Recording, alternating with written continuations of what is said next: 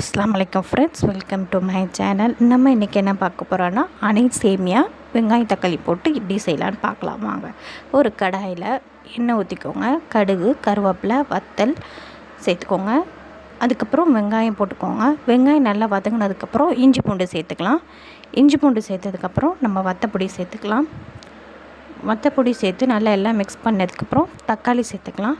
தக்காளி நல்லா வதங்கினதுக்கப்புறம் நம்ம அளந்து வச்சுருப்போம்ல, இவ்வளோ சேமியாவுக்கு இவ்வளோ தண்ணின்னு சொல்லி நம்ம அளந்து வச்சுருப்போம்ல, அந்த தண்ணி எடுத்து நம்ம ஊற்றிக்கலாம்.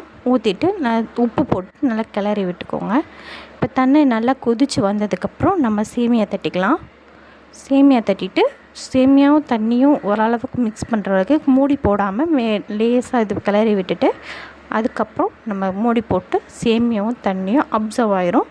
அதுக்கப்புறம் நம்ம இறக்கிக்கலாம். ஸ்டவ் ஆஃப் பண்ணி இறக்கிக்கலாம். இந்த வீடியோ பிடிச்சிருந்தால் லைக் பண்ணுங்கள், ஷேர் பண்ணுங்கள், கமெண்ட் பண்ணுங்கள், சப்ஸ்கிரைப் பண்ணுங்கள்.